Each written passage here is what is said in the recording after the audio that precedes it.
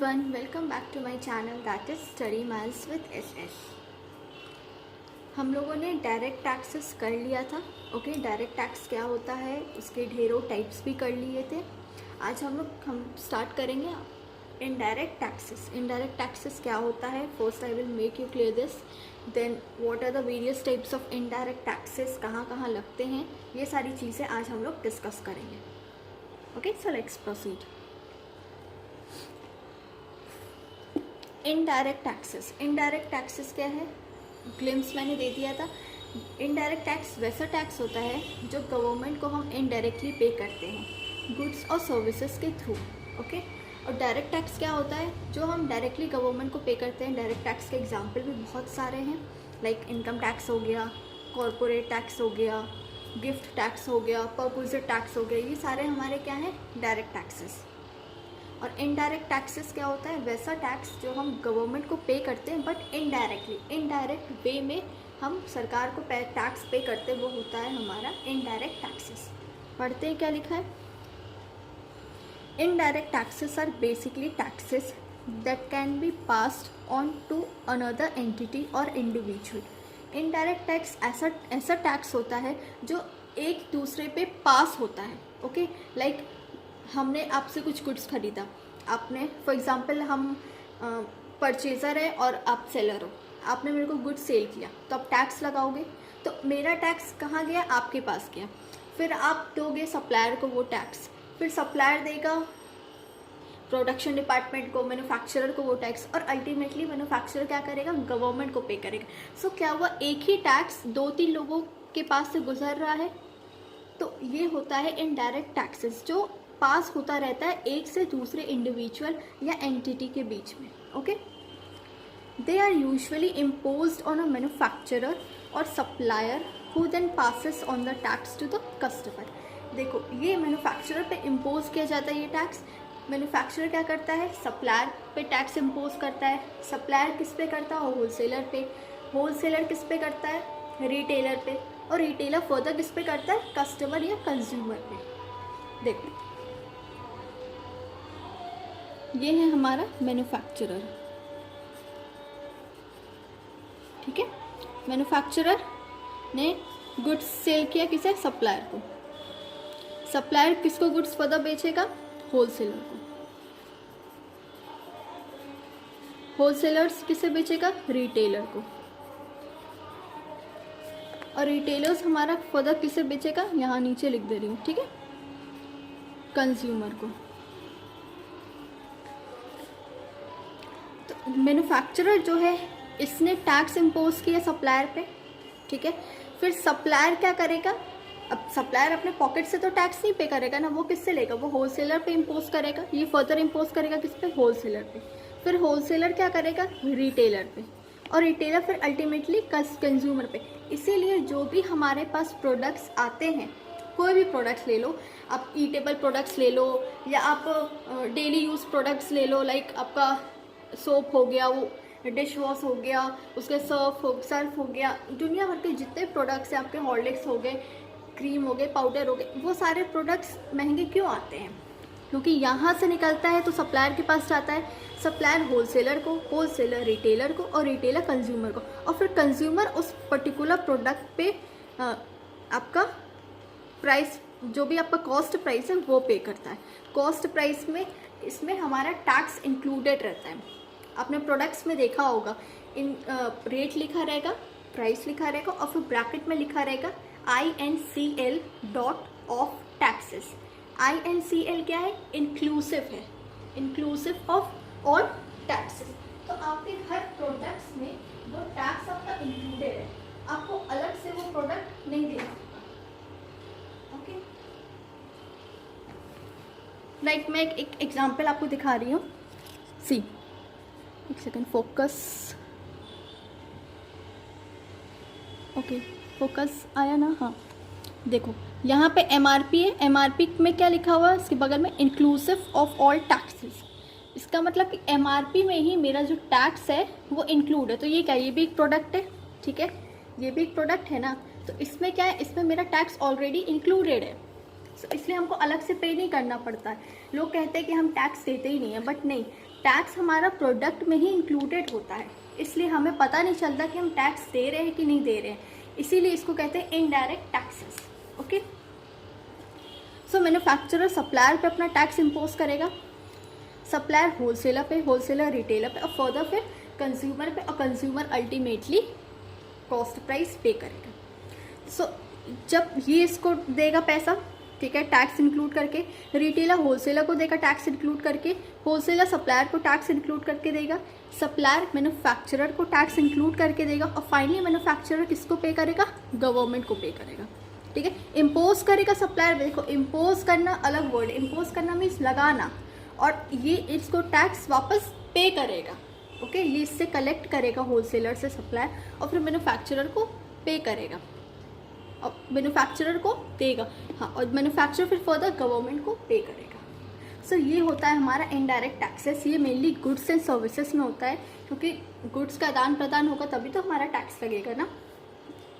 सो इसलिए ये सारे टैक्सेस जो होते हैं हमारे बेसिकली गुड्स और सर्विसेज में होते हैं।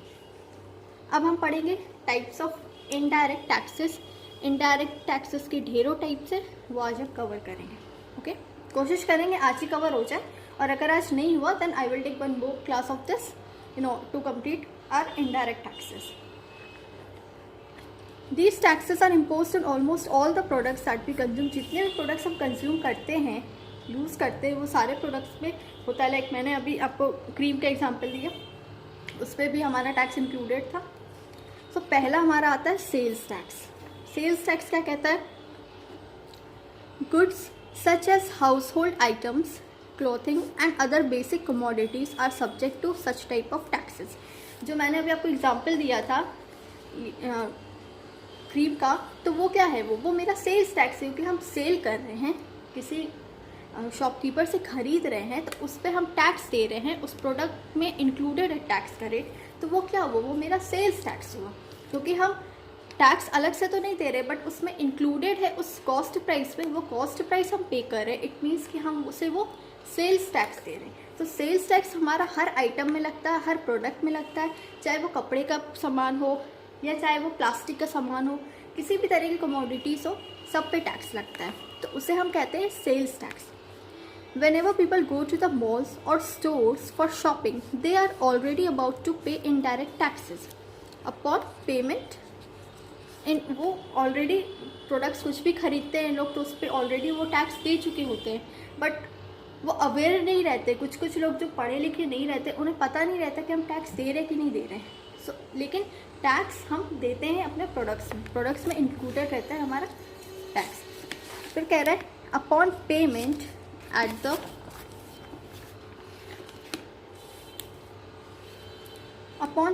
at the counter, the final sale price is printed with a sales tax that the store collect and pays to the government।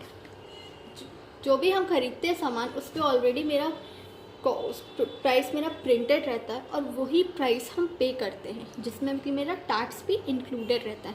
और फर्दर वो जो स्टोर है, जो स्टोर पे जो भी कलेक्ट कर रहा है जो पर्सन, वो फिर क्या करता है? गवर्नमेंट को पे करता है।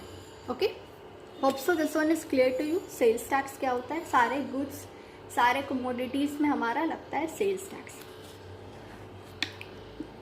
Second is excise tax. Excise tax क्या होता है? When a manufacturer buys the raw material for the company's product, for example tobacco for cigarette companies, thread for cloth, they already need to pay indirect taxes on the item. For example, जब मैंने example आपको ये वाला दिया था manufacturer, तो manufacturer जो होता है वो क्या, रॉ मटेरियल खरीद के लाएगा, फिर उसको प्रोसेस करेगा, तब ना फिनिश्ड गुड्स बन के आएगा।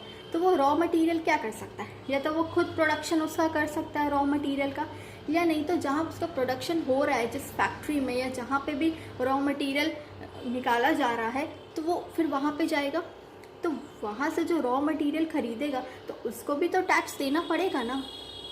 अब ऐसा तो नहीं वो रॉ मटेरियल बिना टैक्स के खरीद के लाया और फिर अपने फिनिश्ड गुड्स में टैक्स लगा के वो सप्लायर को दे रहा है, ऐसा तो पॉसिबल नहीं ना है। टैक्स तो इसको भी पे करना पड़ा मैन्युफैक्चरर को, रॉ मटेरियल खरीद रहा है तो इसलिए रॉ मटेरियल खरीदने में जो भी हम देते हैं, जब भी हम रॉ मटेरियल खरीदते हैं तो उस पर भी हमें टैक्स देना पड़ता है, चाहे वो रॉ मटेरियल कैसा भी हो। लाइक एग्जांपल दिया टोबैको फॉर सिगरेट कंपनीज। अब जो कंपनी सिगरेट बनाती है तो तंबाकू का कहाँ से इंतज़ाम करेगी? अगर तंबाकू का इंतज़ाम करेगी तो उसे भी टैक्स तो उसे भी देना होगा ना अल्टीमेटली। तो इसलिए हमारा जितना भी रॉ मटेरियल होता है, लाइक टोबैको हो गया, थ्रेड हो गया, या कैसा भी रॉ मटेरियल, उस पर हमको क्या देना पड़ता है? एक्साइज टैक्स देना पड़ता है। ओके, और एक्साइज टैक्स कौन देता है? मैन्युफैक्चरर, क्योंकि अल्टीमेटली मैन्युफैक्चरर ही ना रॉ मटेरियल खरीद के लाएगा, कस्टमर तो लाएगा नहीं। सो इसलिए मैन्युफैक्चरर को पे करना पड़ता है क्या? हमारा एक्साइज टैक्स। ओके, नेक्स्ट है कस्टम्स टैक्स। कस्टम टैक्स क्या होता है? This tax is levied on the imported products, that is why imported products are very expensive. The importer pays a tax which is then passed on to customer. Custom tax वैसा tax होता है जब भी कोई सामान विदेश से, foreign से हमारे इंडिया में कोई भी सामान आ रहा है, कोई भी प्रोडक्ट फॉरेन से इंडिया में आ रहा है, तो जब वो इंडिया में आता है तो उस टाइम क्या देना पड़ता है? कस्टम टैक्स देना पड़ता है, क्योंकि बाहर का सामान इंडिया में आएगा तो फॉरेन वालों को भी तो टैक्स पे करना पड़ेगा ना हमको, और इंडिया वालों को भी, क्योंकि फॉरेन का सामान इंडिया में आ रहा है तो एक तरह से घाटा ही हो रहा है। इम्पोर्ट ज़्यादा हो रहा है और एक्सपोर्ट कम हो रहा है, तो फिर क्या होता जाएगा? एक तरह का कंट्री का सारा पैसा तो चला जाएगा फॉरेन में। ये हम बैलेंस ऑफ पेमेंट में पढ़ेंगे कि इम्पोर्ट जब ज़्यादा होता है और एक्सपोर्ट कम होता है तो क्या होता है। बट एक ग्लिम्स दे रही हूँ कि जब भी इम्पोर्ट ज़्यादा होगा और एक्सपोर्ट कम होगा तो एक तरह से इंडिया में सामान जब आ रहा है तो इंडिया का सारा पैसा बाहर जाएगा, तब ना इंडिया में फॉरेन का सामान आएगा। सो इससे क्या होगा? इससे डेफिसिट बैलेंस ऑफ पेमेंट हो जाएगा। ओके, तो डेफिसिट बैलेंस ऑफ पेमेंट हो जाएगा तो इसका क्या मतलब है कि इम्पोर्टेड सामान ज़्यादा लोग यूज़ कर रहे हैं। सो जब इम्पोर्टेड प्रोडक्ट्स, सिमिलरली जब इम्पोर्टेड प्रोडक्ट्स हमारे इंडिया में आएगा तो उस टाइम पे क्या लगता है? टैक्स लगता है। टैक्स इसलिए लगता है क्योंकि लोग ज़्यादा से ज़्यादा प्रोडक्शन अपने इंडिया में ही करें। अगर टैक्स ज़्यादा लगेगा तो लोग बाहर से मंगवाना कम कर देंगे और इंडिया में ही उसकी प्रोडक्शन ज़्यादा करेंगे। इसलिए बाहर से कोई भी सामान आता है तो इंडिया वाले लोग, मतलब इंडिया का जो गवर्नमेंट है वो टैक्स लगाता है, तो उसे हम क्या कहते हैं? कस्टम टैक्स कहते हैं। Okay, the importer pays a tax which is then passed on to consumer. Importer वो टैक्स पे करेगा और टैक्स अपने पॉकेट से तो नहीं करेगा, वो क्या करेगा? वो कस्टमर से लेगा। कस्टमर जब फॉरेन प्रोडक्ट्स खरीदेगा तो उसको डबल रेट देना होगा या ट्रिपल रेट, जो भी रेट उसने लगाया होगा। सो वो फिर क्या होगा? उसको इम्पोर्टर को जब वो पैसा मिलेगा तो वो as a custom tax pay करेगा। ओके, गवर्नमेंट को। Fourth is service tax. Service tax are indirect tax which taxpayer pays on various paid services. These paid services includes telephone, maintenance service, health center, advertising, consultancy service, etc. Service tax क्या होता है? हम कोई भी services लेते हैं, ठीक है, या सर्विसेज किसी को रेंडर कर रहे हैं, तो उस टाइम क्या होता है? उस टाइम भी हम टैक्स पे करते हैं। फॉर एग्जाम्पल, आप होटल जाते हो खाना खाने, ठीक है, लंच डिनर ब्रेकफास्ट तो नहीं, लंच डिनर करने के लिए आप होटल गए। ओके, सो आप देखे होंगे कि जब भी उसका बिल आया होगा तो उसमें लिखा रहता है जीएसटी, आपका लिखा रहेगा। सो सॉरी, अब तो जीएसटी लगने लगा, बट पहले क्या होता था? उसमें नीचे में टैक्स भी लिखा रहता था आपका। तो वो जो टैक्स लिखा रहता है वो टैक्स क्या कहलाता है? वो सर्विस टैक्स कहलाता है। कहने का मतलब है कि मैंने आपको जो सर्विसेज प्रोवाइड की है उस सर्विसेज के लिए आप पैसा पे करो। सो वो क्या होता है? हमारा सर्विस टैक्स होता है। सो इसमें टेलीफोन सर्विस होता है तो उसमें हमको टैक्स देना पड़ता है। मेंटेनेंस सर्विस, किसी तरह का मेंटेनेंस कर रहे हैं, कोई चीज़ को मेंटेन कर रहे हैं तो उसका service.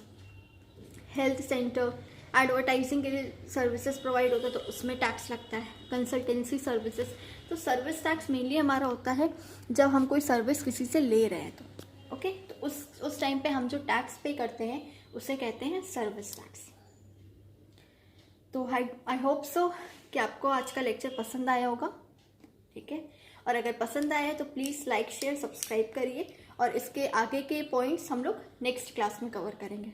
Okay, so take care everyone, bye.